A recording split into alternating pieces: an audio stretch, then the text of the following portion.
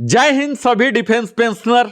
आप सबों का मैं Narendra Kumar, wellness consultant, entrepreneur trainer, living happily में स्वागत करता हूं। आज हम 8वें एपिसोड में हैं, जहां की मैं कंडक्ट कर रहा हूं फ्री स्पोर्ट्स पेंशनर ट्रेनिंग, जिसके तहत आज हम बताएंगे कि जो परेशानी हो रहे हैं उन सबों को कैसे दूर किया जाए। तो परेशानी दूर करने के लिए हम तो कई वीडियो बनाते ही रहे, आज कुछ नया आपको बता रहा हूं। उस नया बताने के तहत यह है कि अगर आप डिजिटली लिटरेट हैं, जो कि 50 साल 40 साल वाले को माना जा सकता है, लेकिन अगर 60 साल हैं, 70 साल हैं, 80 साल हो चुके हैं या कोई वृद्ध महिलाएं हैं, तो उनसे यह उम्मीद नहीं की जा सकती। तो स्पर्श ने उनके लिए सर्विस सेंटर का प्रावधान किया है।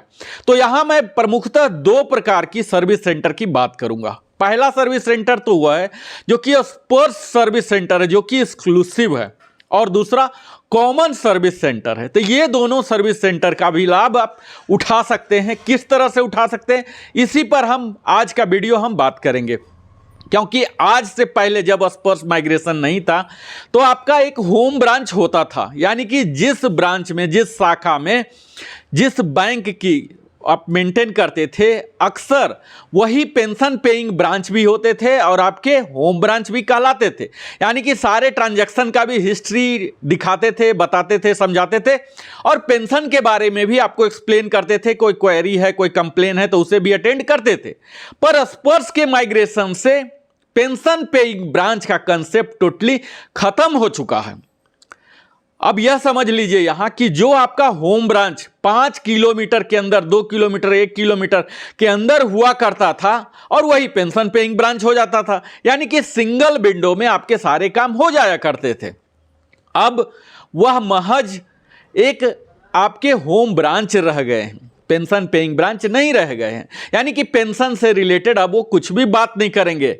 कहने का अर्थ यही है, जो काम आपके 5 किलोमीटर के अंदर ही हो जाया करता था वह अब नहीं होने वाला। तो उसका अल्टरनेट क्या निकाला है स्पर्श ने, मिनिस्ट्री ऑफ डिफेंस ने, उसके बारे में हम बात करेंगे। उसी का नाम है कॉमन सर्विसेज सेंटर और स्पर्श सर्विसेज सेंटर।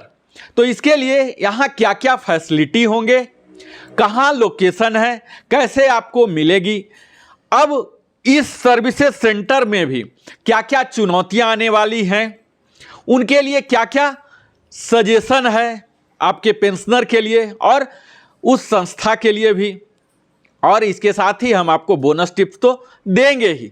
तो आइए आप हमारे साथ इस वीडियो में अंत तक देखिए। उससे पहले मैं नरेंद्र कुमार आप सबों से विनम्र निवेदन करता हूं, आप चैनल को अवश्य ही सब्सक्राइब करें, अगर पहली बार आए लाइक करें और अपने साथी संबंधियों के साथ भी साझा करें ताकि वह भी लाभ उठा सकें।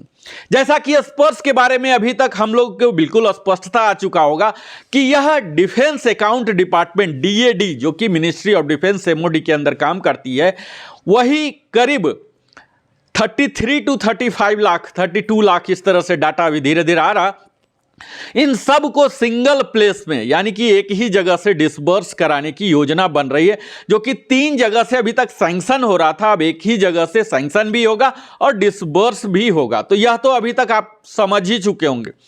इसी दिशा में, क्योंकि यह नया प्रोजेक्ट है, डिजिटल इंडिया के तहत है और डायरेक्ट बेनिफिट ट्रांसफर के तहत है, तो इसमें कई हर्डल्स आ रहे हैं। विशेषकर डीबीटी के लिए जरूरी है कि आधार सीडिंग होना चाहिए, प्यूरिफिकेशन होना चाहिए, यानी कि आपके जो प्रीवियस डॉक्यूमेंट में है, जो पीपीओ में नाम है, अक्षरशः डेट ऑफ बर्थ वही आधार में भी होना चाहिए। कई लोगों का अधिकतर यही समस्या आ रही है कि उनके आधार में कुछ नाम है, पीपीओ में कुछ है। तो आपको पीपीओ के नाम को ही आधार में सीडिंग कराना पड़ेगा, क्योंकि पीपीओ में नाम, डेट ऑफ बर्थ तो आप चेंज नहीं करवा सकते। इसके लिए सुप्रीम कोर्ट की यात्रा करना पड़ेगा और शायद वो सफल ना हो, इतिहास इसका गवाह है।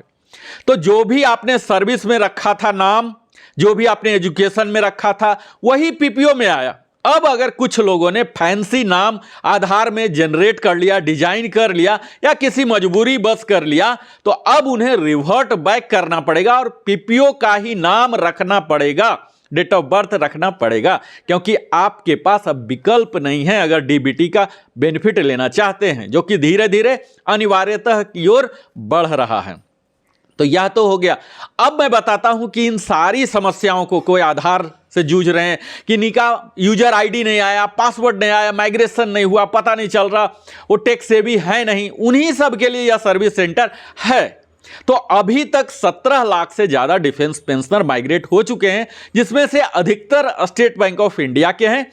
अब जैसे ही उनकी समाप्त होती है तो अगले बैंक पीएनबी, बीओबी और प्राइवेट बैंक डीपीडीओ, इन सब का भी नंबर धीरे धीरे आने वाला। एक समय होगा जबकि सारे तथाकथित करीब 32 लाख हो सकते हैं, इतना तक सारे का पेंशनर का माइग्रेट हो जाएगा। अब जब माइग्रेट होगा, उन्होंने नया डिसबर्सिंग काम किया है, तो कई तरह की समस्याएं उन्हें भी आ रही है और उससे ज्यादा पेंशनर को, विशेषकर वृद्ध पेंशनर को। इसी ख्याल में आज मैंने यह 8वां सीरीज रहा है, जिसमें मैं आपको जानकारी दूंगा कि वो 2 तरह की सर्विस सेंटर है। तो पहली सर्विस सेंटर स्पर्श फैसिलिटेशन सेंटर भी जिन्हें कह सकते हैं, वो आपको कहां मिलेगा? तो स्पर्श की वेबसाइट जो है https://spurs.defensepension.gov.in वेबसाइट में आपको मिलेंगे। वहां कहां मिलेंगे? तो सर्विस लोकेटर टैब ऊपर में ही 4-5वां नंबर पर है, यहां आपको मिल जाएंगे। तो यहां आपको सर्विस सेंटर लोकेटर अवेलेबल है। यहां आपको state, district, pin code inter करके या आप सीरियली देख सकते हैं। यहां अभी तक करीब 1103 यानी कि 1103 सर्विस सेंटर का नाम दिया हुआ, जिसमें प्रमुखतः वो गवर्नमेंट ऑर्गेनाइजेशन ही हैं, डीपीडीओ हैं, एओ हैं, एलएओ हैं, एओ हैं, पीसीडीए के जो शाखा होते थे हर स्टेट में वो हैं, पीएओ हैं, यानी कि वो सारे रिकॉर्ड ऑफिस हैं, जिसमें से करीब 36 सेंटर जो डीआईएवी है आर्मी का, उनके द्वारा मैन किए जा रहे हैं। इसके अलावे बैंक को भी किया गया, जिसमें स्टेट बैंक ऑफ इंडिया को 446 ब्रांचेज को हाईलाइट किए गए हैं, जो कि जहां ज्यादा पेंशनर थे, पीएनबी के हैं, कोटक महिंद्रा के हैं, तो ये सब अभी ऑलरेडी इनसे एमओयू हो चुका है, ये अब सर्विस प्रदान करेंगे। इनके लिए सफिशिएंट इनके ब्रांचेज में इनके स्टाफ को मास्टर ट्रेनर के द्वारा ट्रेनिंग दिया जा रहा, मैनुअल दिया जा रहा, उनका क्या कमीशन का अमाउंट होगा, किस तरह से उनका फैसिलिटी देना है, क्या क्या कार्यक्रम है, यह उनको तैयारी किया जा रहा। भविष्य में बीओबी और एचडीएफसी भी जुड़ने वाले हैं और यह धीरे धीरे सर्विस सेंटर का लिस्ट लंबा होते चला जाएगा। दूसरा होता है common service centre. Common service centre का भी लिंक स्पर्श पोर्टल में अवेलेबल है, जो कि आपको मिलेगा सीएससी लोकेटर टैब में। जब आप https://spurs.defensepension.gov.in में जाते हैं, जब स्पर्श का जो ऑफिशियल वेबसाइट है, इसी में टॉप में करीब 5th-6th नंबर पर है सीएससी लोकेटर। और या तो फिर आप जब क्लिक करते हैं तो यह एक्चुअल वेबसाइट में जाने के लिए बोलता है, या फिर डायरेक्ट भी सीएससी के वेबसाइट में जा सकते हैं, जो कि आपको अवेलेबल होगा https://findmycsc.nic.in। यहां पर जाके आप देख सकते हैं, जो कि यह सर्विस सेंटर इंटायर जो वेबसाइट है, निक, हम लोग सब जानते हैं कि गवर्नमेंट ऑफ इंडिया के जो भी सॉफ्टवेयर डेवलप करते हैं, सारे सॉफ्ट प्रोडक्ट जो हैं, इन्हीं के द्वारा, नेशनल इंफॉर्मेटिक्स सेंटर के द्वारा डेवलप किए जाते हैं, जो कि एमओयू किया गया है कॉमन सर्विसेज सेंटर के लिए। E governance services India limited का एक पीएसयू की तरह है, उसी के तहत यह काम कर रहा है। यह किसके अंदर काम करता है? तो ministry of electronics and IT, government of India के द्वारा काम करता है, जो कि लास्ट माइल, जो अंतिम छोर के लोग हैं, जो पेंशनर हैं उन्हें, या कोई भी नागरिक हैं उन्हें कनेक्टिविटी देने के लिए यह काम कर रहा। स्पेशली जो कि रिमोट एरिया में रह रहे हैं, उनको यह सब दिया जाएगा, जो कि अभी करीब 2,96,682 ऑपरेशनल आउटलेट्स इनके तथाकथित रूप से काम कर रहे हैं। तो इनके पास भी आप जा सकते हैं। पर अब बात यह आती है कि जो पहले मजा था, यानी कि जो होम ब्रांच ही पेंशन पेइंग ब्रांच हो जाते थे, आप कुछ भी लिख के दे देते थे, आपको सीपीपीसी के थ्रू करवा देते थे, वह लग्जरी आपको नहीं मिलने वाली है। तो यह तो आप जान ही लीजिए। अब आगे की रणनीति आपके लिए क्या होनी चाहिए? तो आपकी मदद हम यही इसी प्रकार कर सकते हैं, या संस्था इसी प्रकार कर सकती है। आप अपने आप को बढ़ाइए, चेतना स्तर को बढ़ाइए, चेतना के मार्ग पर चलिए। यानी कि वो सारी जानकारी रखिए। तो मैं आपको बताऊंगा कि एसबीआई के करीब 446 ब्रांचेज को मार्क किया गया है पूरे कंट्री में, जिसमें कर्नाटका में सीवी रमन नगर ब्रांच है, टुमकुर में है, कोलार में है। इस तरह से 2-3 ब्रांच को लिया गया है जहां की मास में, बेलगांव में, जहां की मास में पेंशनर हुआ करते थे, डिफेंस पेंशनर। अब इतना तो समझ ही लीजिए कि जो आपके 5 माइल, जो कि आज करीब प्राइवेट बैंक, नेशनलाइज बैंक सब मिला के कर लीजिए तो करीब 80,000 से ज़्यादा शाखाएं होती हैं, और यह सिर्फ अभी 1103 ही है। तो आपके पास मजबूरी है, आपको डिजिटली लिटरेट होना ही है और इन सारे फैसिलिटी को उठाना है, और इन सब की जरूरत ना पड़े इसके लिए आपको स्वयं ही पोर्टल में जाके वो सब काम कर लीजिए। लेकिन मैं यहां बात करूंगा कि उन सर्विसेज सेंटर में आपको क्या क्या मिलेगा। तो यह सबसे पहले यह बता दूं कि ये जो सर्विस सेंटर हैं, स्पर्श सर्विस सेंटर, यहां फ्री में सर्विस दिया जाएगा। यानी कि इसके जो भी चार्जेज बैंक को दिए जा रहे हैं, जो कि पहले के अमाउंट के आधा से भी कम है, पर ट्रांजैक्शन होंगे, एमआईएस से जनरेट होंगे, इस तरह से अलग मोडस ऑपरेंडी हैं जो कि मैं अभी डिटेल में नहीं बताऊंगा, उन्हें मिलेगा। यहां यही बता दूं कि पेंशनर को कुछ भी रुपए देने की जरूरत नहीं है इन शाखाओं पर, क्योंकि उनका रिम्बर्समेंट होता है एमओडी के द्वारा।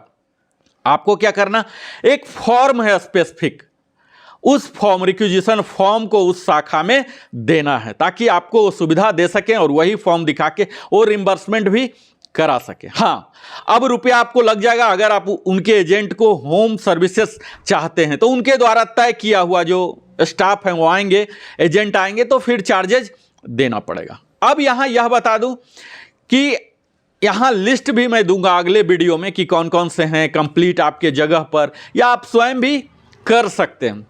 यहां आपको बताऊं कि भविष्य में आपको क्या क्या सुविधाएं दी जा सकती हैं। तो इसमें कई तरह की सर्विसेज हैं, उसमें प्रोसेस टाइम है, कौन कौन से सेंटर पर क्या क्या मिलेंगे, ये सब हैं। तो इसमें मुख्यतः आपको इन्फॉर्मेशन दिया जाएगा, किसके लिए, कि आपका सैंक्शन हुआ कि नहीं, उससे रिलेटेड आप क्वेरी कर सकते हैं, स्टेटस जान सकते हैं, पेमेंट मिला कि नहीं, पेमेंट कम मिला, कितना मिला, आप पेंशन स्लिप ले सकते हैं, फॉर्म 16 ले सकते हैं, क्वेरी कर सकते हैं, पीपीओ का कॉपी ले सकते हैं, अगर कोई ग्रेवियंसेस रेज करना है वो रेज कर सकते हैं, उसके ट्रैकिंग कर सकते हैं, ग्रेवियंसेस के क्या रिप्लाई आए। चूंकि आप यह माना जाता है सर्विस सेंटर के, सर्विस सेंटर वही लोग जाएंगे जो कि स्वयं अपने एंड्रॉयड में, टैब में, पीसी में, लैपटॉप में नहीं कर पा रहे हैं, इतना डिजिटली लिटरेट नहीं है कि उस लॉगिन आईडी पासवर्ड जो आया है या नहीं आया उसका यूज कर सकते हैं। यहीं पर सर्विस सेंटर आपको death reporting, missing reporting, family pension initialisation, arrear दिलवाने में, डिसेबिलिटी का दिलवाने में, एड्रेस अपडेट करने में, इस तरह की तमाम सुविधाएं आपको यहां दी जाएगी।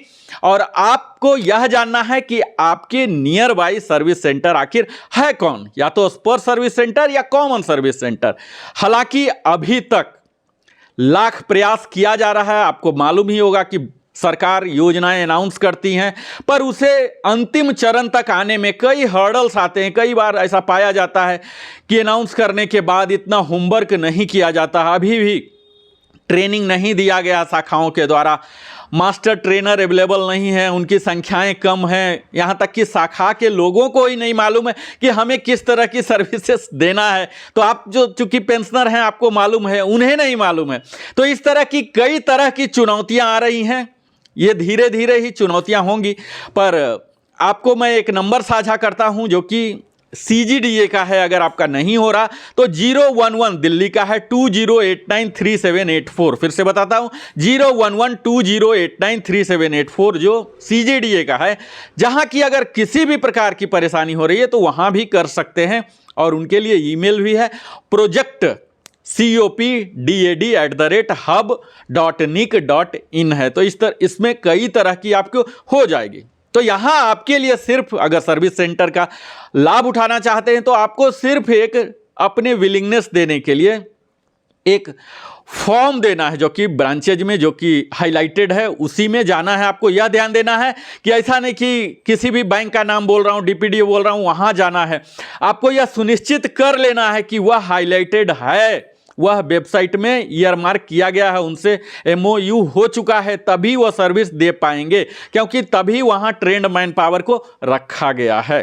तो एक महज फॉर्म देके आप सर्विस सेंटर में काम करवा सकते हैं। अब इसके लिए घर के पास जो हो रहा था वह तो नहीं होगा, कुछ तो परेशानी है ही, और ये सब से भी नहीं हो रहा सर्विस सेंटर से, तो अंतिम में स्पोर्ट्स का हेल्पलाइन नंबर मैं बताता हूं, टोल फ्री नंबर है, जो कि सिर्फ वर्किंग आवर और 5 डेज काम करते हैं, सैटरडे संडे नहीं करते। 9:30 to 6 o'clock शाम तक काम करते हैं, टोल फ्री 1800-180-5325, जो कि बड़े ही ट्रैक रिकॉर्ड इसके सही नहीं रहे हैं पिछले 6 महीने से, ये बेहतर से काम नहीं करते हैं। जितने पर्याप्त मात्रा में, जितना इन्होंने 17 लाख से ज़्यादा ले लिया और भी इतना ही लेने की योजना है, तो उसके अनुसार इन्होंने टोल फ्री में कस्टमर केयर के स्टाफ को, सर्विस इंजीनियर का नंबर को नहीं बढ़ाए हैं। इसके साथ ही और भी लैंडलाइन नंबर आपको बता रहा हूँ, 05322421877, 05322421879, 05322421880, ये सब लैंडलाइन नंबर है।